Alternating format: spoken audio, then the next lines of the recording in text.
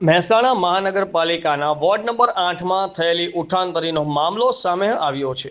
લોકમુખે ચર્ચાથી પ્રાપ્ત માહિતી અનુસાર ગત શનિવાર તારીખ 7/6/2026ના રોજ એસટી વર્કશોપ રોડ અને માલ ગોડાઉન રોડને જોડતા રોડ ઉપર લાગેલા થાંભલાની ઉઠાંતરીનો મામલો સામે આવ્યો છે। આ થાંભલાઓ રોડ ઉપર ચાલતી તમામ વ્યક્તિઓને પૂરઝડપે આવતા વાહનો સામે રક્ષણ આપતા હતા તેમજ સાયકલ લઈને સ્કૂલે જતા બાળકોને પણ સલામતી તેમજ સુરક્ષા પૂર્ણ પાડતા હતા।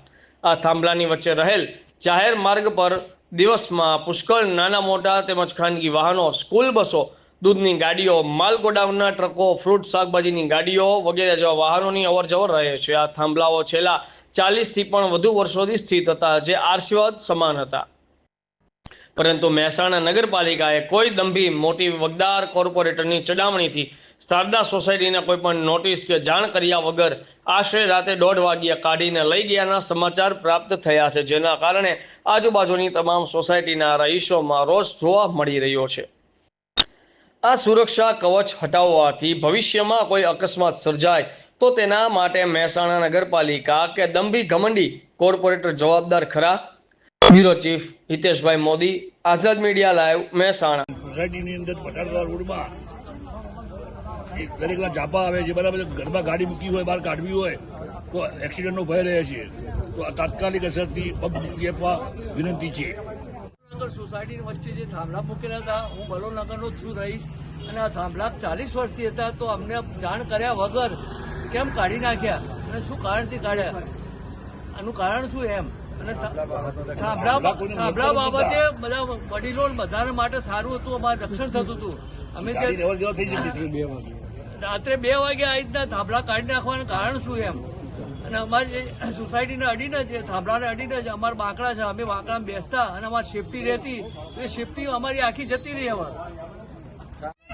હું શારદા સોસાયટી જે તારીખ 7ના રોજ રાત્રે અઢી રાત્રે જે થાંભલા કાઢ્યા તેની બાજુમાં જ રહું છું, તો અમારી જાણ બહાર આજુબાજુ પૂછતા નગરપાલિકાના વાહનનો અને નગરપાલિકાના સ્ટાફનો ઉપયોગ કરી અમને કોઈ જાણ કર્યા વગર આ કૃત્ય શા માટે કરવું પડ્યું એની અમારે જવાબ જોઈએ છે। અને આ થાંભલા છેલ્લા 25-30 વર્ષથી હતા, સોસાયટીના ટ્રાફિકના અંચળરૂપ કોઈ તકલીફ હતી નહીં, થાંભલાના હિસાબે નથી, પણ અમે અમારી માગણી કાયમ માટે બમ્પની રહી છે, તો અમને બમ્પ કરી આપવા માટે પણ વિનંતી અમે કરી હતી। અને થાંભલા કાઢ્યા પહેલાં પણ અમારી સોસાયટીની મિટિંગ થઈ હતી કે જે રોડ ઉપર કાયમી એન્ટ્રન્સમાં સામે માર્કેટવાળા ગાડીઓ મૂકી જાય છે, તો એ ગાડીઓને અમે હટાવવા માટે થાંભલા કાઢ્યા પહેલાં પણ મિટિંગ કરેલી હતી। તો અમે આ થાંભલા લોકોની સેફટી માટે હતા, તો સોસાયટીને જાણ કરી હોત તો અમે એનો કંઈક નિવેડો લાવોત, પણ અમને જાણ કર્યા વગર અડધી રાતે આ થાંભલા કેમ કાઢ્યા અને અમારો મુદ્દામાલ પણ આપ્યો નથી। કોર્પોરેશનને અમે અમારી એક જ ડિમાન્ડ મૂકીએ કે તમે અમારા બાળકોની સેફટી માટે, સ્કૂલે જતા બાળકોની સેફટી માટે, સ્કૂલ રોડ ઉપર જતા વડીલોની સેફટી માટે તમે તાત્કાલિક અસરથી અમને તમે બમ્પનું પ્રોવિઝન અમને કરી આપો, બમ્પ તમે અમને બનાવી આપો કોઈ પણ ભોગે, જેથી બાળકોનું રક્ષણ થાય, સ્કૂલે જતા બાળકોનું રક્ષણ થાય।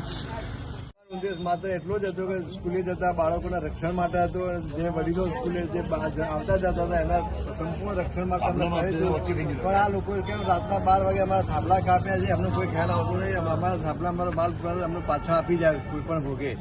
અને બંને સાઈડે જે સાધનો પડે છે રાખી મૂક્યા છે, એના કારણે ભયંકર એક્સિડન્ટ છે, લોકોને વાગી જાય છે, તો આને તાત્કાલિક અમે આનું નિરાકરણ કરી આપવું।